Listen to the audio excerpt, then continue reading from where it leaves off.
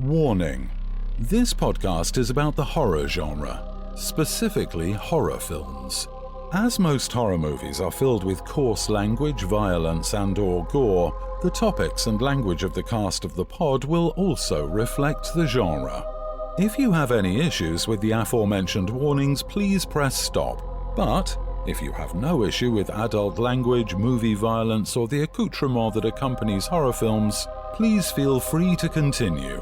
You have been warned. Welcome back to the cast of the pod. Now, this is the first one we're recording for season 2. I don't know what order it's going to be out, so I don't know if this is the first episode back or not. But anyways, welcome back. I'm Josh. And I'm Deb. And online with us right now, how do we describe her? Her name? No, but I mean, we've known her forever and a day. She would be the besides you and I, she would be the next highest ranking member of our old crew. Yeah. So, I mean, she's KB, but KB, how are you doing? I'm doing great. I'm so excited to be here. Awesome. Well, we're excited to have you here. It's been a while. I know. Super excited. I miss Radio Land. Yes. And radio. But, sorry. I missed all the pod people. The pod people. Wow. That sounds like a scary movie. Yeah, like Like the pod people, the body snatchers. Yeah. They were called the pod people. Anyways, so KB was one of the first to jump on the what we threw out there about having some co-hosts for this season of Cast of the Pod. Yep. And we decided to talk about Firestarter, the original one from 1984 and the brand new one from 2022. Now, So there will be spoilers. yes, spoiler alert, especially for the one from 1984. If you haven't seen that one yet, then that's your bad. Yep. it is. And then the one from 2022, I mean, it's on Peacock. You can go see it for free. Yep. Also true. So, And speaking of haven't seen it, KB hadn't seen it. which one? I sure. The original one? The original one. Well, I mean, she's not in that age group that you and I are in, Deborah. So I also was not born. that's what I'm saying. When this movie came out, Deb and I were both years old. So KB, we're going to start off with the 1984 movie because Because it was first. It was first, yeah, 84 and 2022. So we have no set format or anything that we're going to talk about. Anything you want to throw out there first? Anything that struck you as a new viewer that didn't see it back in the day? I had a lot more questions than answers. It was actually overall entertaining, especially the end. I got a little choked up at the end. I thought that was pretty cool. Mm-hmm. Like the very, very end, not the not the Pitbull version in my mind, because I'm a comedian, or at least I like to think so. But we're getting ahead of ourselves. But the song "Fireball" just kind of popped into my head during one of the scenes. The Hadokens, yes. Yeah, it was so weird. the Street fireballs out of nowhere. Just she hadn't had any kind of training or anything like that. She was just mad, and then Hadouken. It was hilarious. I find most horror movies hilarious. That's just me, though. Do you consider this a horror movie? Deborah, do you? It was written by Stephen King, the original book. Back in the day, I did. But now is it horror? It's 80s horror. Horror. Yeah, I can see that. But I mean, because at that point, I don't think they had all of those subcategories for horror at the time. yeah. It was. Yeah, I agree. Because we just had one type of horror. Back then, the movies were horror, action. Or horrible. No. Horror, action, sci-fi, adventure, and love stories. Yeah. And documentaries. That's all they had. Yeah. Now we have all these other subgenres. Genres. Yeah. So anything in particular? You said you had questions. What kind of questions did you have, KB? What happened with the other people? Did they go on? But I know not everyone died. No, they all Did they? died. They all died. It was just Heather Locklear and Patrick Swayze mixed with Sam from Supernatural. Perfect. Did you think that he kind of looked like Sammy from Supernatural and Patrick Swayze? David Keith, that's his name. Yes, David Keith. I actually got him confused with Keith David because I was very tired. That's what I was gonna say. I'm like, that is not the voice of Spawn. That mixed up. Damn, my dyslexia. That was definitely not the Keith David I knew. That's exactly what I was thinking.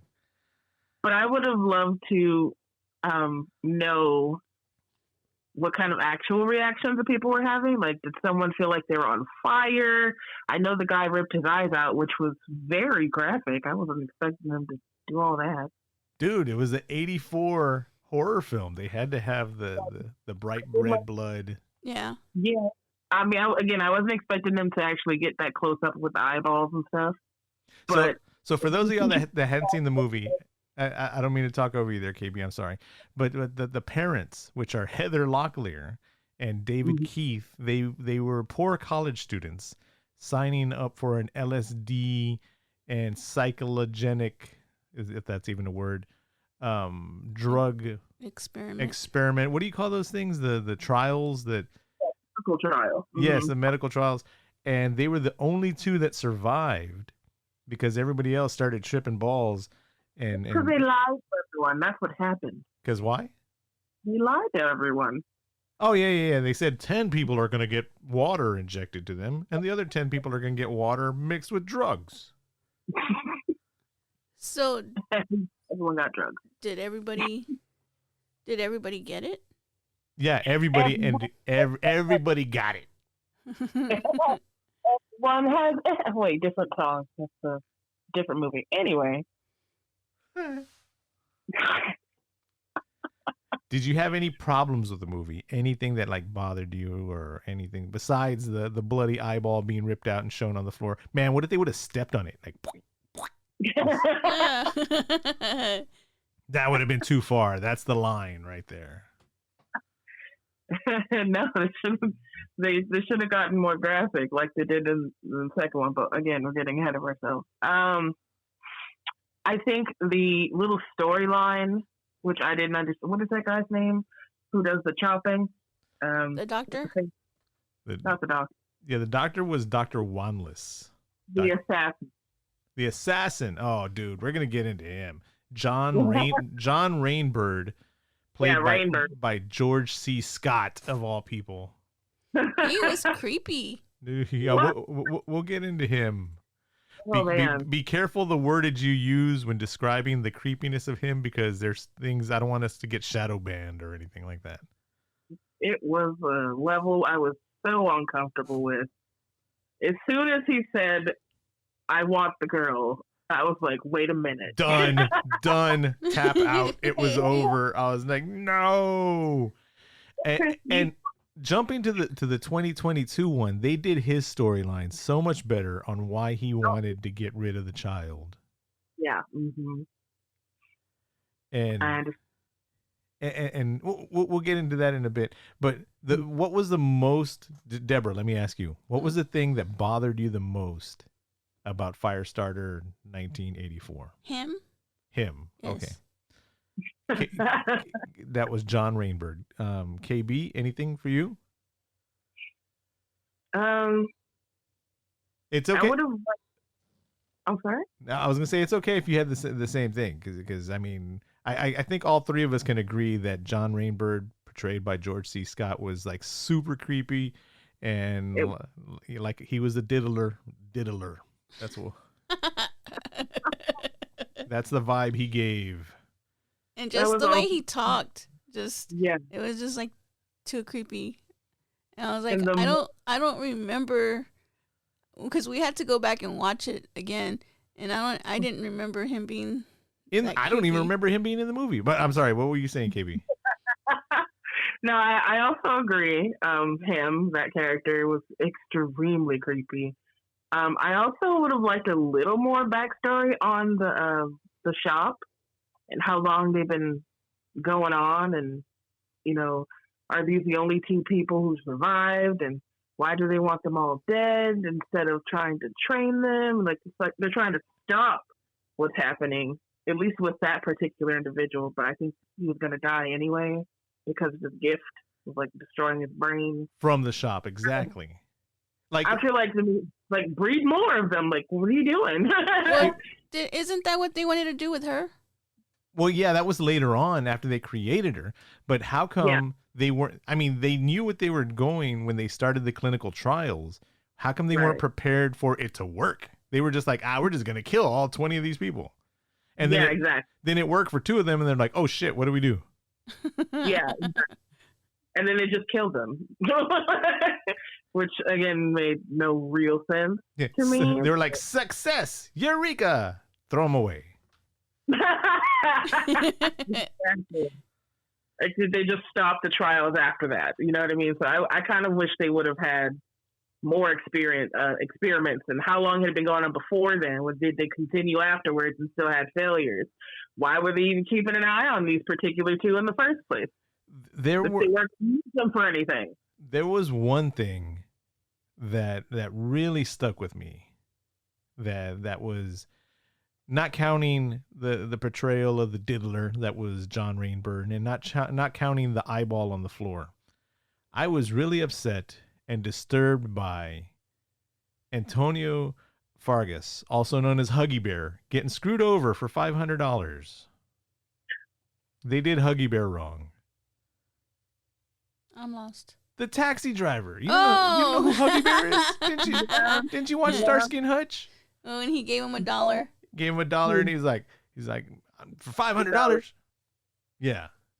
He said, "Man, I got 5 kids to feed. Let me take this $500 bill." Just did him wrong that way. They did. He could have. I did like. Instead of making him see a $500 bill, he could have just did like everybody else. He told those 2 cops, the 2 shop agents later on, "You're blind," and they're like, "Fuck, I'm blind." He could. Well, you can't tell him he's blind because then he can't drive the taxi. No, but they could have just told Huggy Bear, hey, drive us over there, and he would have been like, okay. Why do you have to get his hopes up and give him a $500 bill? I'm gonna tell you why. It's a conspiracy theory against the black man. They consider us to be greedy.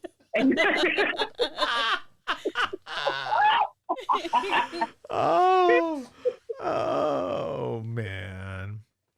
I'm kidding. But no, I thought that was a pretty cool power. I really liked the power of the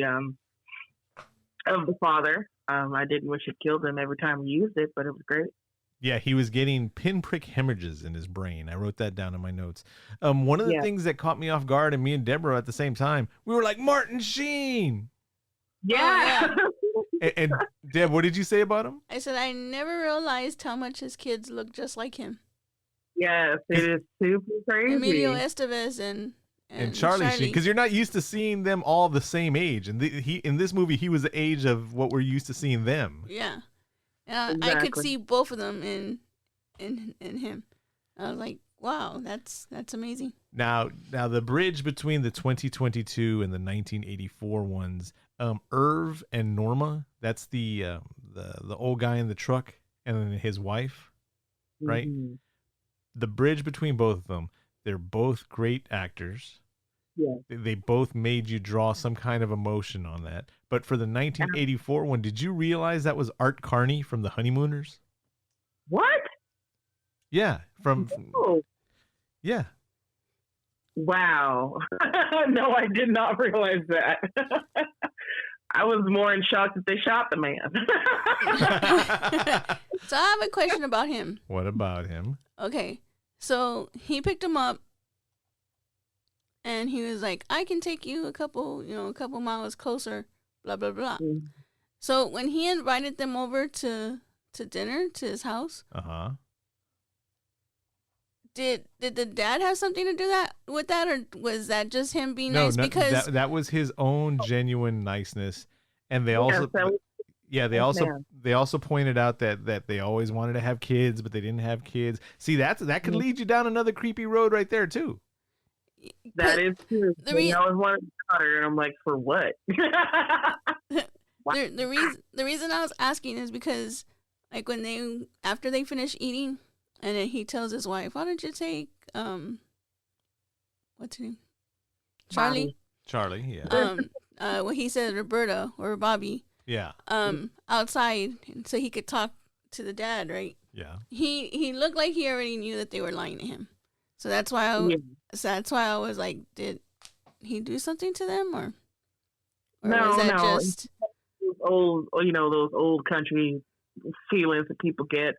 They're being nice, but he's like, I want you to tell me the truth now because there's something ain't right here, and I know it. So I think depending on his answer, if he was going to continue to lie, I think he would have asked him to leave at that point. Yeah. But I think the truth, he decided, okay, I'm going to help him out because it seems like they're in trouble, and they seem like they're nice people. I agree. He didn't care what he did. He was just caring about how he was reacting to him and how he was being truthful to him or not. And he just spit out the truth right then and there. Yeah. Oh, yeah. Mm-hmm. And then she came in and she was like, "You told them the truth."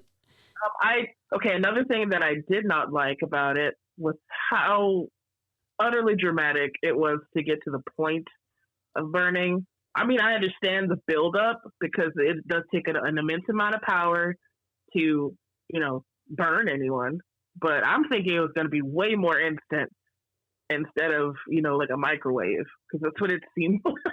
Yes, they were like, it's getting warm in here. I'm starting to sweat. Run, stupid. And then they're like, I'm on fire.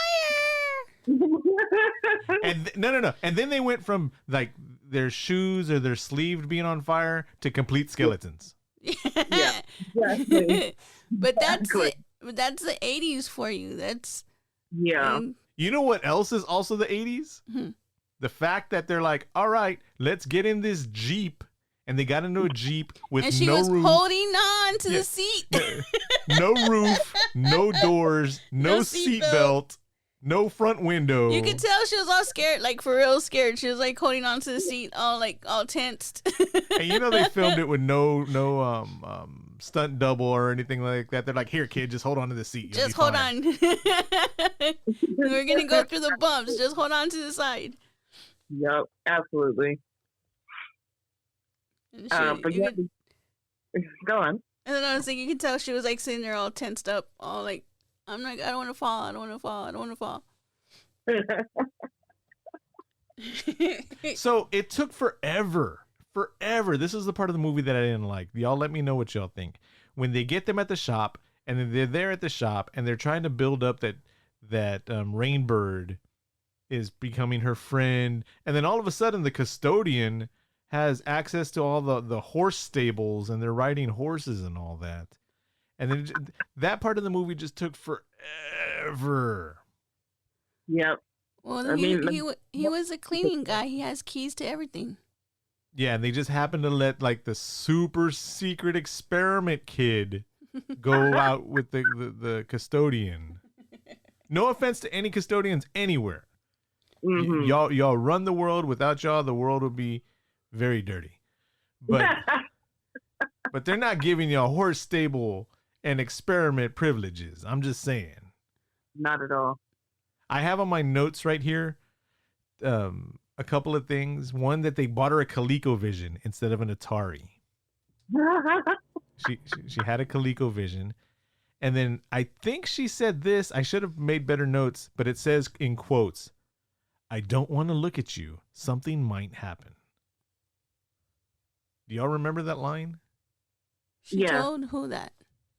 I don't know. That's what I'm saying. I wrote bad notes. But she did say it to somebody. Oh, okay. And then another one was the stupid helicopter scene. The helicopter's there, and the helicopter's like, "Don't move. We're coming down for you."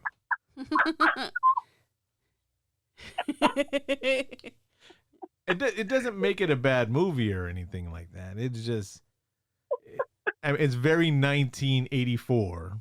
It is very 1984. Oh my god. Going back to the cleaning guy. We all know that it was all a lie. She didn't know it was a lie, but she's a kid also. Yes. But she could also sense when they were coming. I was just about to say that. So how couldn't she not sense that he was a bad guy? Yes. How is he convincing her? Yep, I agree. Because whenever they were close, she would like, they're closer, they're coming. That's what I didn't understand. Like, I can see the whole, like, if she was a regular kid, not knowing, hey, he's just a cleaning guy. How does he have all access to this? I can see that. That she would fall for that, yeah. But she sensed everybody. Except him. Yeah. See, now here's another tie between 2022 and 1984. His name was Rainbird. Was he supposed to be a Native American? Mm. And if he was,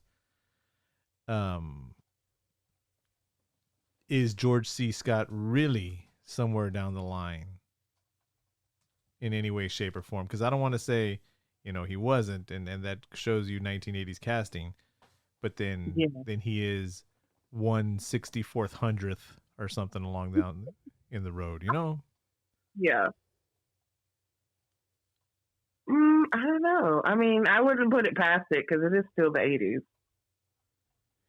Seeing they have that recipe where the white man just did a whole black thing, and they actually released this film, and he went to school on a scholarship as a black man. Are we talking about Soul Man? I think that's what it was called. Yeah. Dude, we need to talk about that movie. But no, this is the cast of the pod. We're talking about horror movies, not horrible movies. But the actor in the 2022 version, his name is Michael Gray Eyes, and he plays Rainbird.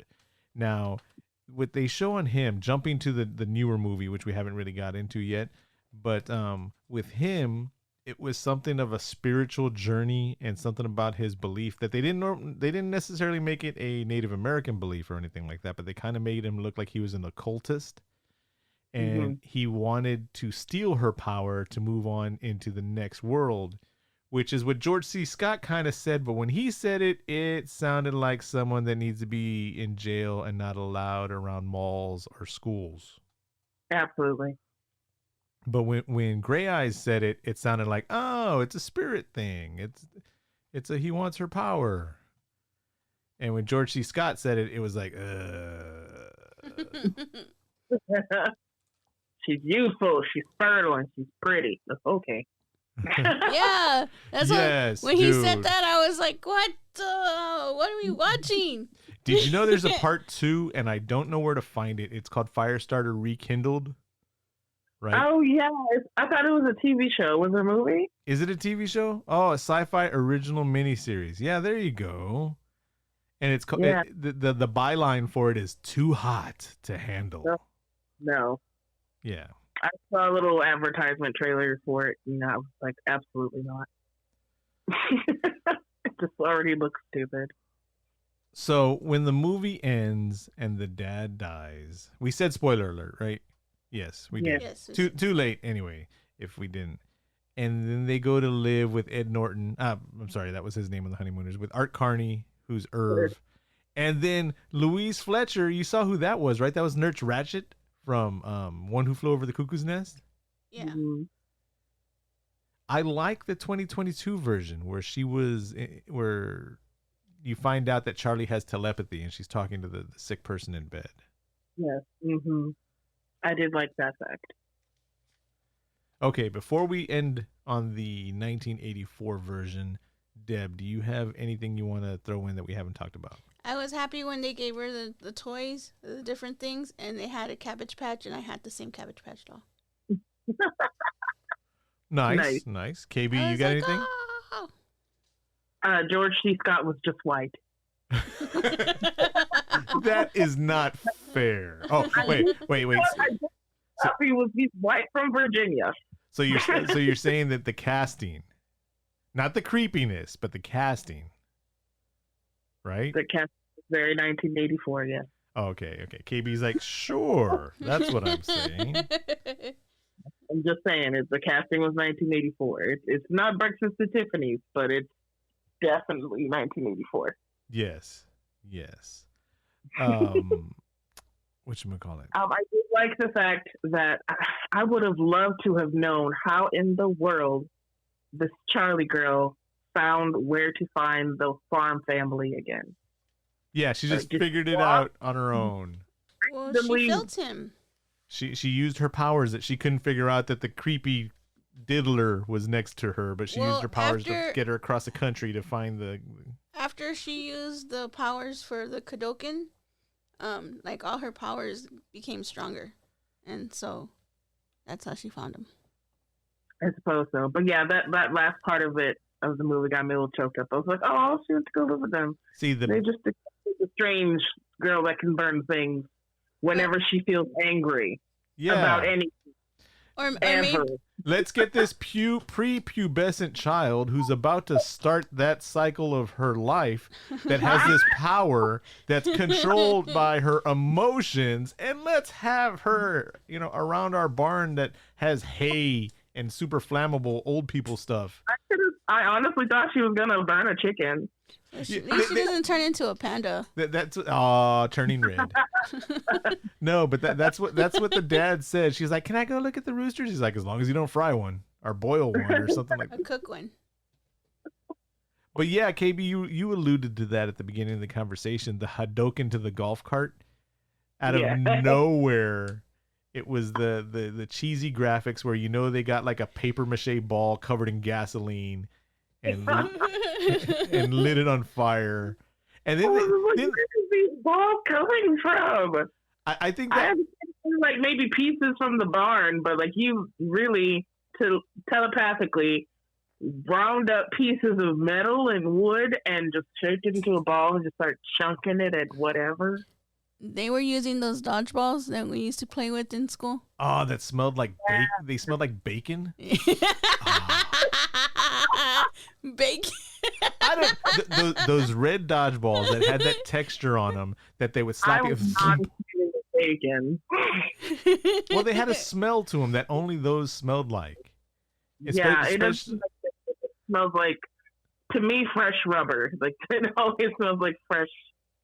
Yeah. But I mean, that was coming from a time where Deb and I, where it was 100 degrees, we were standing outside playing Foursquare, bouncing that damn ball, poom, poom.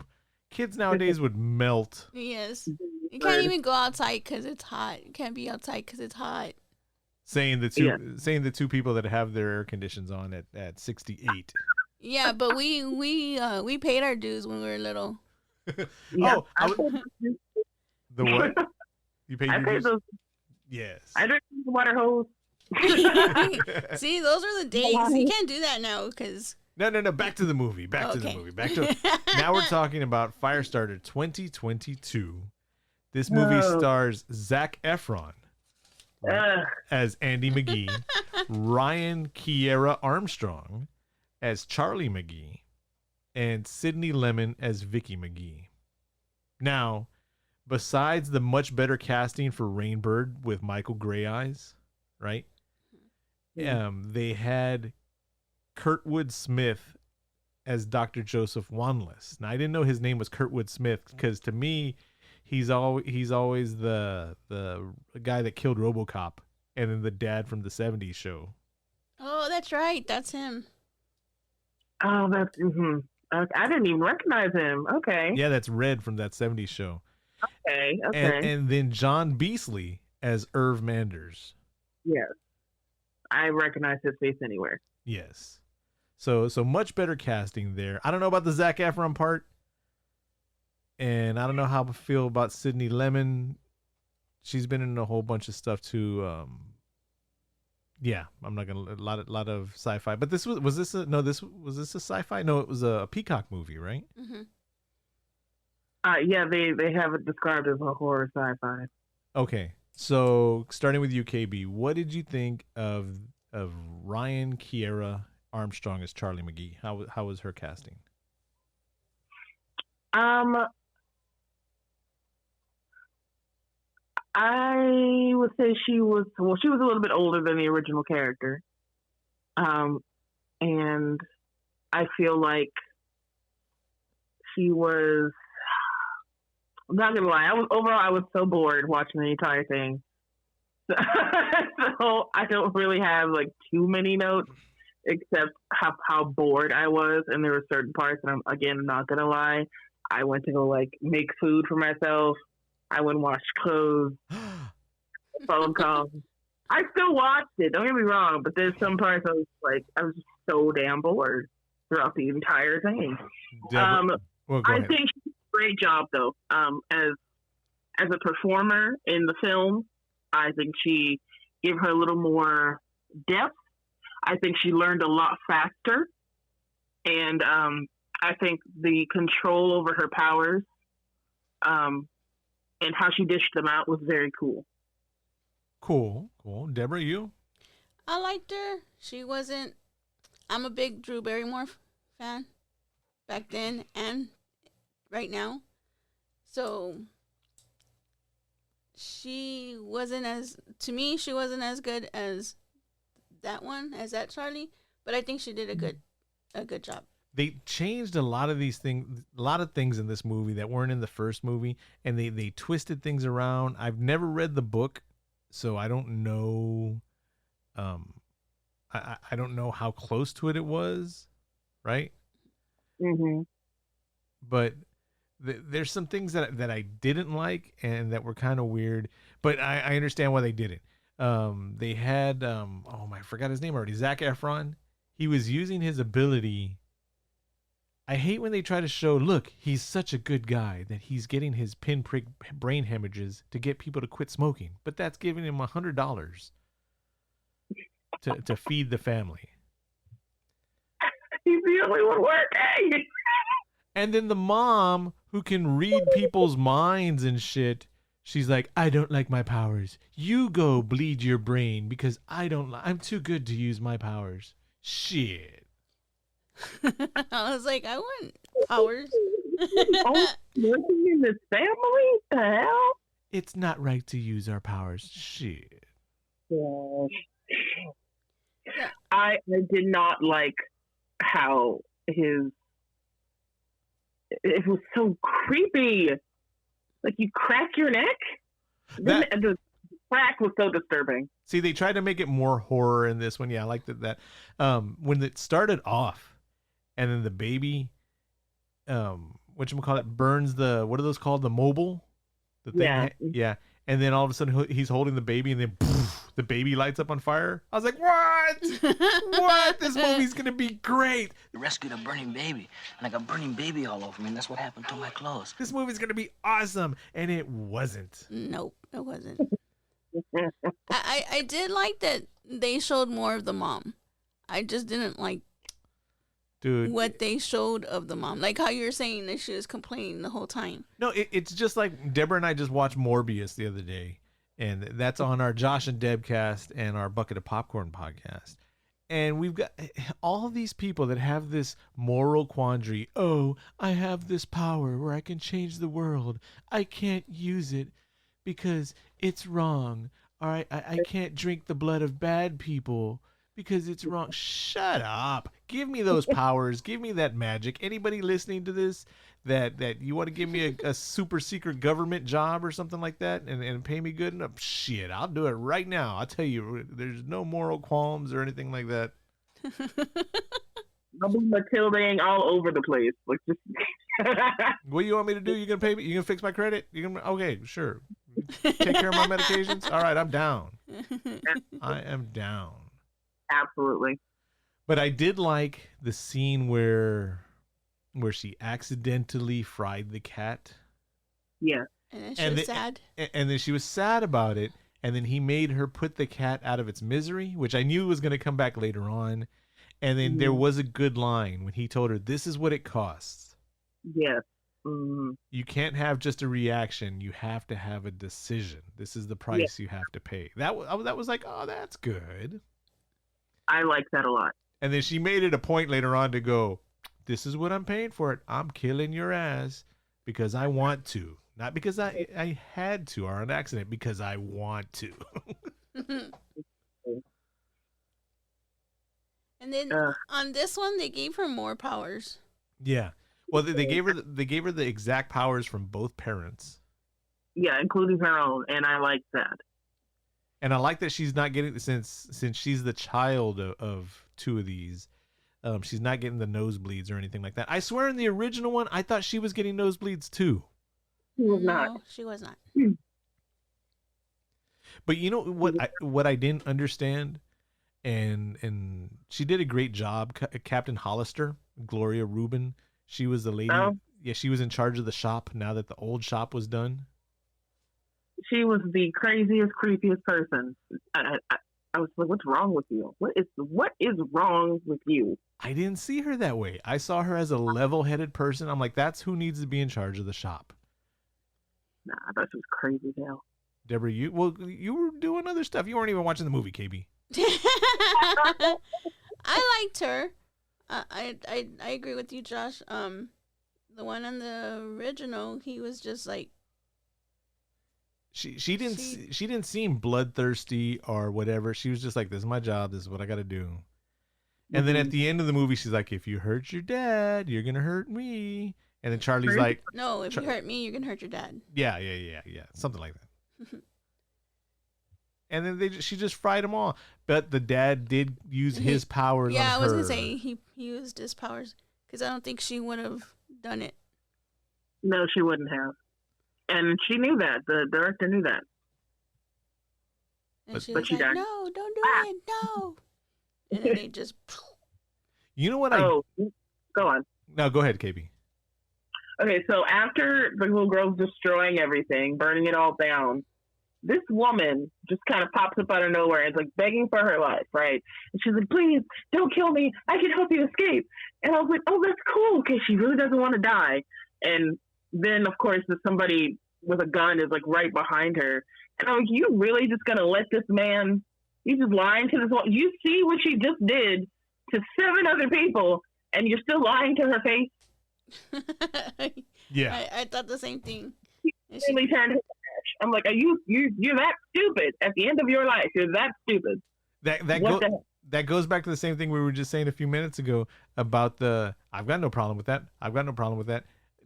I'm sure all 3 of us would have been like, hey, you go do your thing. My bad. I didn't know what this place was about. Didn't know they're going to be messing with kids. Exactly. Hey, there's some guy with a gun behind you. Fry him. Exactly. and, Exactly. but nope.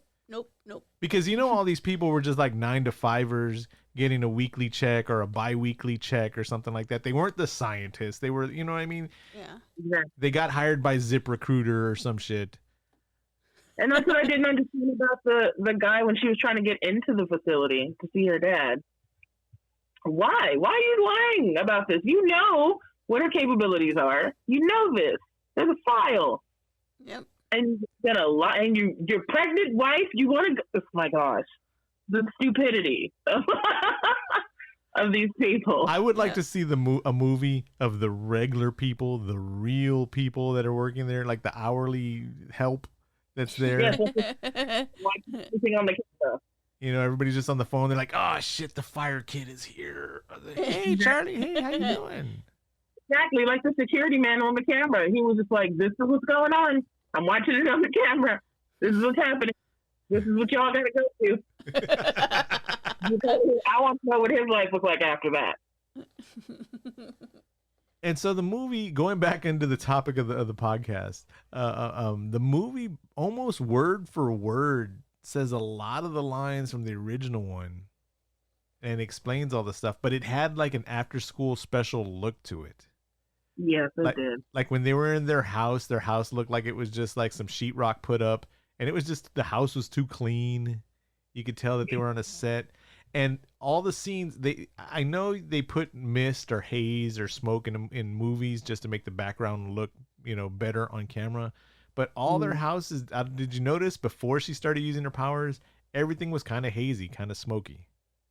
Yeah. I didn't quite understand either why she was stating what was in front of her to get herself to calm down Yes. and not burn everyone around her. Well, that was something her dad taught her, just to point out the obvious stuff wherever she's at, whatever catches her eye, just so she can think about that instead of frying stuff in front of Right. her. See, I'm so bored. I missed that part. Whatever. Okay. Another thing I didn't like about the movie, well, I don't know if I didn't like about it, but it stuck in my mind, where she's like, if you don't do what I say, I'm going to hurt myself. Then she set herself on fire. And I'm thinking, fire doesn't hurt you. And you know the director, Captain Hollister, she's going to know that too. I forgot about that part. Where she set herself on fire. I'm sorry, 9-year-old, or I'll hurt myself. I don't know. Let's give a rating of both of these movies, starting with the 1984 version. Out of a 10, KB, what do you give it? I would give it a 7. It does have 80s nostalgia as far as graphics and storytelling, and of course Drew Barrymore, and everyone loves Drew Barrymore, so I'd give it a 7. Deborah, what do you give it? I give it an 8. Okay. Anything you want to add to it? No, before that was like not one of my favorite movies, but it was up there. And going back to seeing it, I had forgot a lot about this stuff, and it was a lot cheesier than when I remember it. But I really still enjoyed watching it. I give it an 8 also, because it held up pretty well with all my memories that I had of the movie. I hadn't seen it since I was at my grandmother's house on my dad's side. She lived in Kirby, Texas, and ran a babysitter thing where there was like 42 kids. There wasn't 42 kids there. There was tons of us. But that's the last time I had seen this movie. That's how it stuck in my memory. And it held up pretty well, with the exception of the casting of George C. Scott as Rainbird. I mean, if that was what the character was supposed to be, he did a really good job. Yeah, then he did a good job. But I didn't read the book either, so I don't know. So we get, between the three of us, we give the movie a rating of 7.6 if you average all three of us. Now going to the new one, the 2022 version. What? 4. 4. That was a hard 4 right there. It's a hard 4, and I took a lot of points off because of Zac Efron's denial of his plastic surgery for his face. And we haven't even wow. We haven't even got into the point that I want to say that I hate the most. I literally hate about The this ending. movie. Yeah, I was building to that, Deborah, but we'll talk about that. That was my part I hate the most. Deborah, what do you give it? I give it a 5. You give it a 5. Yeah, and I rarely, I like to give movie chances, and I give them points for trying, but I give this one a 5. Wow. I give this movie a 3 because of the ending. If it wasn't for the ending, I would have given it like a 6. So That's very. the what? Who? What? Where? So that's very generous. Yes, yes. No, I liked it. I liked it until the ending. What the hell? That makes no sense. What? I'm doing my math wrong over here. 4 plus 3 plus 5 equals 12. There you go. There you go. So altogether, we rate the movie a 4. Mm-hmm. So now let's talk about the horrible thing. It's a trend that they're doing in movies now that pisses me off so much. In the original movie, she goes back to live with Irv Manders. That's the what we talked about, where, you know, how does she find him and all that. In this movie, she gets a chance to fry, to kill, to cause pain to the person that murdered her mother. Mm-hmm. And she's like, no, I'm just going to give you a light burn that doesn't even give you any. I'm going to give you a 2nd-degree burn. Like you were making some ramen noodles at home and you dropped the noodles in too high, too quick, and it splashed up and you got some red spots on your hand. Yep. That's basically what she gave Rainbird. And then as she's on the beach at the end of the movie, the guy that is responsible for her father dying, responsible for murdering her mother and chasing them and across the country and all that, they end up together. He puts his hand out, and she's like, "I forgive you." And they're building up to an obvious sequel. And I'm just tired of this shit of the villains being sad stories or whatever. The villains just need to be villains. The bad guys need to be bad guys, bad girls, bad people. The villains, just whatever. Just they're trying to add some kind of humanity to the villain. And sometimes people are just fucking mean. Okay? They're just bad. They're just mean. They just like killing. Yes. That's it. Let it be that. But everybody has an excuse for. Yeah, of course there's an excuse. We don't give a crap. Just do it. And that was something that Captain Hollister pointed out to him. I know the shop used you. They created you, and then they just threw you out like garbage. And that was what established the whole thing of it being okay later on for this heartless killer to be now the sole whatever shit. Yeah, but there would be no way that I would let him live and then carry me away into the sunset. Man. After killing my mom and my dad. That's some bullshit. That's what that is. I hated that. I hated that part the most in the movie too. So my favorite part of the movie, though, of the new one, as much as I didn't like it, was the farm man, Irv. Yes. I thought it was strange how he had to use powers on him to get them to take him to Boston, but still wound up going to his house. Weird. Oh yeah. Come to my house with my invalid wife, and just hang out. But I did like the fact though that he was the one that called the police. Yeah. Because he saw the story about Zac Efron kidnapping Charlie, even though that was a false story. Yeah, and I did like the fact that Charlie actually spoke to his wife. Yes. And I love hearing the real story of what actually happened. I thought that was so cool, and I really like that part of the movie.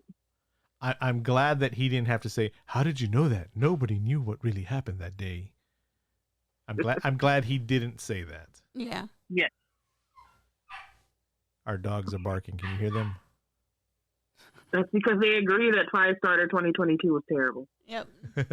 So we give the original one, and KB does not have the nostalgia factor in there of thinking it's a good movie because of growing up with it or anything like that. She's just seen it. We give it an average of a 7.6, and the new one, shut up, dog! The new one, I'm sorry, we give it an average of 4. So, I mean, even though it was free on Peacock, it was still a 4. Yeah. I certainly wouldn't have paid for it. Yeah. All right, Deb, do you have any ending notes, anything you want to throw in about either Firestarter? No. I think I said. I mean, yeah, the remake, there was a lot of things that they added on to that I think could have been good. I liked, but they just went with it bad. It had potential, and it just... Yeah. Yep. That's it. That's all I want to say about that one. KB, any closing notes? There hasn't been a good horror movie in, I want to say, almost 20 years. What? What are you talking about? Oh, you need to see another movie that we're going to be talking about called The Sadness on Shudder. Yep. The Sadness. The Sadness. I actually try and get into Shudder, but yes. It's been a really long time since I've seen a good horror movie then. We'll say that. Oh, okay, I can accept that. And my closing notes are, the OG one was better than the new one, but hopefully they can use this trend of remakes, because, well, it's not even a trend. Everything's a remake. Even the originals are remakes about something else. But hopefully they'll start making them better. And yeah, that's all I got to say about that. For the day, the remake was better than the original. I'm waiting to say that. I can say that about some songs, but I don't know about any movies. Yeah. But all right, so until next time, make sure you hit up our social medias, which are Cast of the Pod. Thank you for listening to Cast of the Pod today. KB, you have anything you want to throw out there? Thanks for listening, everyone.